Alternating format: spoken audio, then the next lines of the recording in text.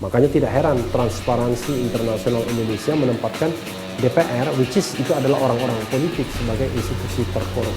Dan jangan lupa, dua menteri yang dicokok adalah menteri yang berasal dari partai politik.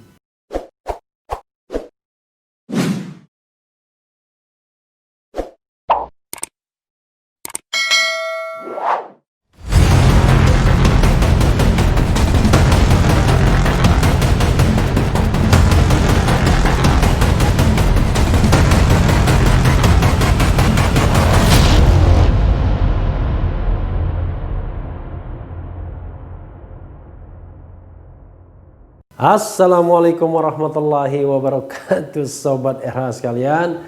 Jumpa lagi kita di channel yang keren ini, Keren Cadas. Ini ada perkembangan yang menarik ya, luar biasa.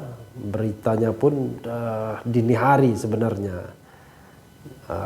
Dari Detik News sebenarnya sudah dibuat berita sebelumnya, di video sebelumnya, tapi terpaksa saya ubah karena di sini ada yang lebih menggemparkan lagi, yaitu jadi tersangka kasus bansos corona, Mensos Juliari diminta KPK serahkan diri. Luar biasa memang orang partai politik ini ya. Coba bagaimana kita mau percaya reformasi dari partai politik, makanya perlu revolusi akhlak sepertinya. Menteri Sosial Mensos Juliari Peter Batubara ditetapkan sebagai tersangka terkait dugaan kasus bantuan sosial bansos penanganan virus corona. KPK meminta Mensos Juliari Peter Batubara menyerahkan diri ke KPK. Kami imbau, kami minta kepada para tersangka saudara JPB dan saudara AW untuk kooperatif dan segera mungkin menyerahkan diri kepada KPK, kata Ketua KPK Firly Bahuri saat jumpa pers di Gedung Merah Putih, Jalan Kuningan, Persada, Jakarta Selatan, Minggu 6 Desember 2020. KPK menetapkan 5 orang tersangka dalam dugaan kasus bansos corona ini. KPK akan mengejar para tersangka yang belum menyerahkan diri, karena KPK akan terus mengejar sampai saudara-saudara tersebut tertangkap, ujar Firly. Mudah-mudahan Harun Masiku juga bisa tertangkap ya dalam pengejaran itu. Dalam kasus ini KPK menetapkan 5 orang tersangka, antara lain yaitu ya, sebagai penerima Mensos Juliari Peter Batubara. 2. Pejabat pembuat komitmen Kemensos Matius Joko Santoso. 3. Pejabat pembuat komitmen Kemensos Adi Wahyono. Sebagai pemberi Ardian IM swasta dan Hari Sidabuke swasta. KPK selalu mengingatkan para pihak untuk tidak melakukan korupsi, apalagi di masa pandemi. Namun jika masih ada pihak-pihak yang mencari celah dengan memanfaatkan situasi dan kesempatan untuk keuntungan pribadi dan kelompoknya, KPK melalui upaya penindakan akan menindak dengan tegas, ucap Firly. Kasus ini bermula dari OTT terhadap pejabat Kemensos pada Sabtu 5 Desember dini hari. KPK mengamankan sejumlah uang miliaran rupiah dari OTT ini. Dari hasil tangkap tangan ini ditemukan uang dengan pecahan mata uang rupiah dan mata uang asing, masing-masing sejumlah sekitar 11,9 miliar rupiah, sekitar 171,085 USD ya, US dollar, dan sekitar 23.000 SGD Singapura dolar, kata Firly. Luar biasa. Ini kita coba bacakan juga, ini ada berita mengenai KPK tetapkan Mensos Juliari Batubara tersangka kasus bansos COVID-19 ya. KPK menetapkan Menteri Sosial Juliari P. Batubara sebagai tersangka kasus dugaan tindak pidana korupsi terkait bansos COVID-19. Selain Juliari, KPK juga menetapkan 4 orang tersangka lain. Ketua KPK Firly Bahuri mengatakan kasus tersebut bermula dari informasi terkait adanya dugaan penerimaan uang oleh sejumlah penyelenggara negara yang diberikan oleh Ardian IM selaku swasta dan Hari Sidabuke kepada Matius Joko Santoso selaku pejabat pembuat komitmen di Kemensos, Adi Wahyono dan Mensos Juliari Batubara.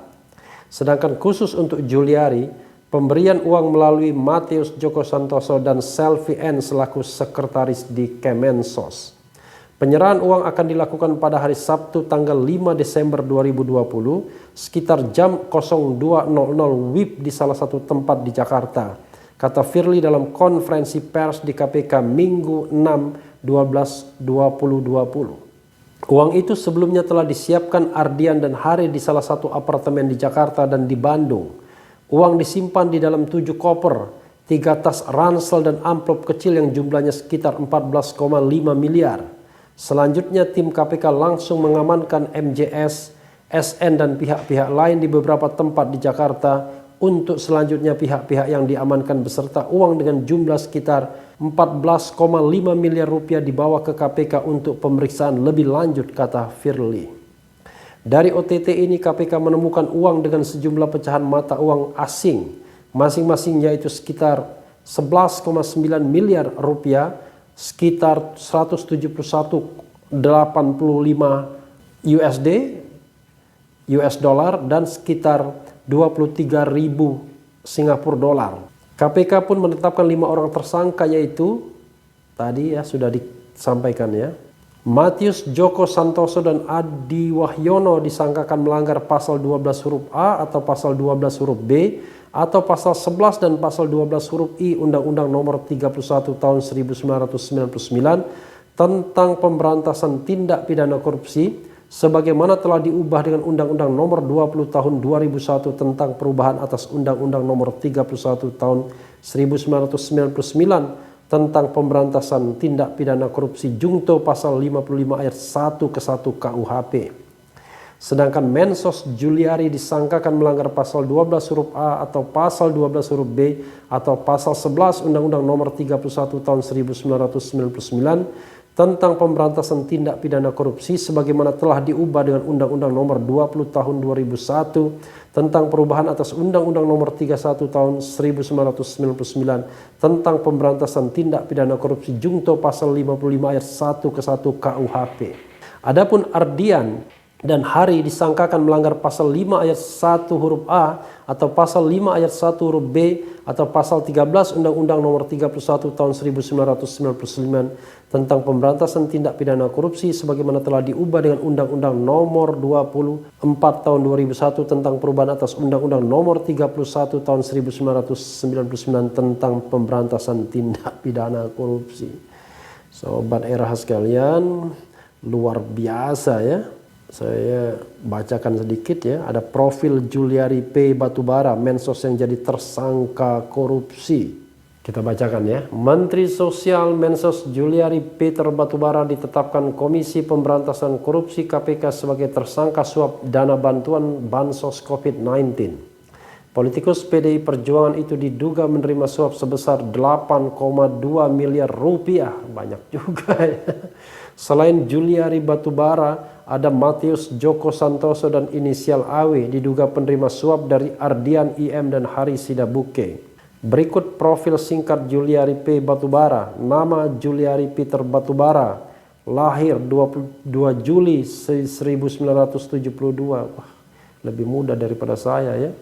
SD San Franciscus Assisi Tebet Jakarta 1979-1985. SMP ST Franciscus Assisi Tebet Jakarta 1985-1988, SMAN 8 Tebet Jakarta 1988-1991, Riverside City College AS 1991-1995, Business Administration with minor in Finance Chapman University AS 1995-1997, Karir Komisaris Utama PT Tridaya Mandiri 2005, Dirut PT Buana Energi 2004, Dirut PT Arlinto Perkasa Buana 2003, Dirut PT Wira Swasta Gemilang Indonesia 2003 sampai 2012, Commercial Division PT Wira Swasta Gemilang Indonesia 2002-2003, Marketing Supervisor PT Wira Swasta Gemilang Indonesia 1998-2002, Pengalaman Organisasi Wakil Bendahara PDIP 2010-2019,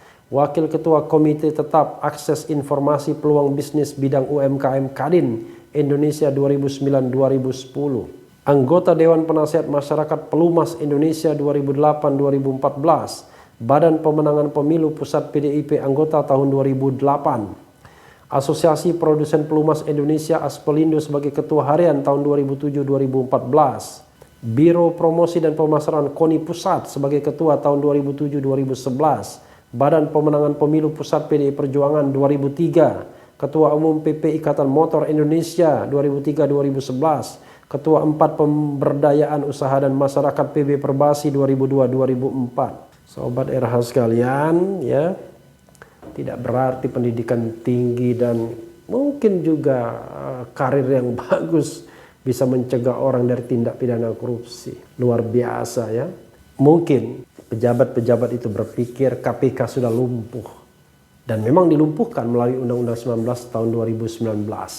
Di mana prosedur untuk melakukan penindakan dibuat berbelit-belit dengan adanya Dewan Penasehat dan izin dari Dewan Penasehat. Tapi ya alhamdulillah bahwa paling tidak jangan-jangan ya Ketua KPK pun merasa gerah dengan kejadian-kejadian yang barangkali sudah dilaporkan lama di depan mata, pencegahan tidak mampu dan akhirnya penindakan. Kita tahu bahwa visi dan misi Firly Bahuri sebagai Ketua KPK adalah pencegahan. Dia bilang pencegahan much better, ya, more better dia bilang waktu itu kalau tidak salah, dibandingkan dengan penindakan. Tapi masalahnya Sobat RH sekalian, saya termasuk orang yang yakin tidak ada deterrent effect, tidak ada efek jera pejabat-pejabat Republik ini dalam melakukan tindak pidana korupsi. Kenapa begitu? Ya karena mungkin ada beberapa pihak yang merasa yakin kalau dia bagian dari pemerintahan maka dia akan dilindungi. Atau jangan-jangan praktek-praktek seperti itu ya sering dilakukan dan tidak pernah terkena selama ini. Ya terutama kalau kita bicara money in politics, ya uang di dalam politik. Makanya tidak heran Transparansi Internasional Indonesia menempatkan DPR, which is itu adalah orang-orang politik sebagai institusi terkorup. Dan jangan lupa, 2 menteri yang dicokok adalah menteri yang berasal dari partai politik. 1 Edi Prabowo dari Gerindra dan 2 Juliari Peter Batubara dari PDIP. Sebelumnya juga ada calon bupati dari PDIP yang dicokok. Ini menarik karena dua-duanya partai ini, Gerindra dan PDIP adalah backbone dari pemerintahan sekarang. Dan kalau kita bicara tentang kemesraan Gerindra dan PDIP, ya skenario kedepannya adalah memasangkan Prabowo dan Puan Maharani. Tapi yang terjadi adalah kasus korupsi ini kita tidak tahu apakah akan membuat berantakan ya. Tetapi yang jelas adalah ya kita harus menyambut apa yang dilakukan KPK ini. Kenapa? Karena ini paling tidak memberikan siraman dari dahaga publik terhadap kemampuan KPK yang baru ini untuk melakukan pemberantasan korupsi. Mungkin orang akan mencibir kok lagi-lagi OTT dan lain sebagainya. Masalahnya Sobat Era sekalian bukan soal OTT-nya. Masalahnya adalah di perilaku korupsi itu sendiri. Bagaimana mungkin akan ada OTT kalau tidak ada skenario pemberian? Apakah kalau ada orang mau menyuap lalu KPK menasihatkan tolong jangan menerima suap karena Anda sudah kami pantau? Kan tidak begitu. Prevention atau pencegahan itu bisa dilakukan ketika belum ada tindak pidananya. Jadi bisa dengan sosialisasi, ya dengan revolusi akhlak mungkin yang disampaikan oleh Habib Rizik. Tetapi ketika ada pelanggaran, ada kejahatan, maka tidak ada cara lain. Harus dilakukan penindakan, law enforcement, penegakan hukum. Dan penindakan ini telah menyebabkan 2 menteri tergusur. 1 Edi Prabowo dan kedua Juliari Peter Batubara. Wah, dua-duanya orang-orang yang muda sebenarnya ya. Jadi Sobat RH sekalian, sekali lagi saya ingin mengatakan sama seperti saya mengatakan terhadap Edi Prabowo. Harusnya pada menit pertama Megawati Soekarno Putri sebagai Ketua Umum PDIP memberikan pernyataan ke publik bahwa dia memecat misalnya, memberhentikan Juliari Peter Batubara. Tapi lebih dari itu, Presiden Jokowi juga harus mengeluarkan pernyataan publik bahwa dia mengutuk peristiwa itu dan langsung memberhentikan Juliari Peter Batubara tanpa harus menunggu pernyataan yang bersangkutan. Nah, selama ini kan biasanya yang ditunggu adalah yang bersangkutan mengundurkan diri, yang bersangkutan mengundurkan diri dari partai dan dari jabatan menteri. Jadi etiknya, ya, kewajiban etisnya adalah mengutuk peristiwa ini dan langsung memecat yang bersangkutan baik sebagai kader partai maupun sebagai menteri sosial. Bayangkan menteri sosial lagi. Jadi bayangkan, ya seperti kata Ebit, dalam kekalutan masih banyak kawan yang tega berbuat nista. Ini bukan banyak kawan tapi banyak pejabat yang tega berbuat nista. Sobat era sekalian, kalau tidak ada ketegasan, kalau tidak ada leadership atau kepemimpinan dari presiden, orang pertama dari republik ini, jangan harap korupsi akan tumbang, korupsi akan hilang. Dan jangan harap bahwa cita-cita reformasi agar korupsi hilang di republik ini itu akan tercapai. Jadi sekali lagi, saya pribadi ya mengetuk hati, pikiran Presiden Jokowi untuk memimpin langsung pemberantasan korupsi, untuk menyikat semua yang melakukan tindak pidana korupsi, walaupun orang dari partainya, walaupun orang dari koalisinya, walaupun pejabat-pejabat yang dekat di lingkar kekuasaannya. Karena dengan cara itulah kita bisa bebas dari korupsi. Tentu kalau itu dilakukan, masyarakat sipil akan banyak mendukung. Ya mungkin akan berhadapan dengan elit-elit kekuasaan. Tapi apa artinya itu kalau keselamatan bangsa dan negara ini terancam dengan perilaku korupsi seperti itu? Sobat era sekalian, kita tunggu babak-babak selanjutnya. Jangan-jangan ada yang bakal menggemparkan lagi. Karena mungkin pejabat-pejabat itu berpikir sekarang tidak mudah bagi KPK untuk melakukan OTT. Karena harus ada izin dan lain sebagainya. Mudah-mudahan sinar matahari akan cerah di republik ini setelah selalu dilingkupi kegelapan. Yang penting tetap di channel ini, karena di channel ini Anda akan dirayu, ditipu, dibaperin, dicecar, diuber pula di jalur khusus. Karena channel ini adalah channel yang mengancam, memeras, dan membenci. Jangan lupa subscribe, like, comment, and share. Yeah.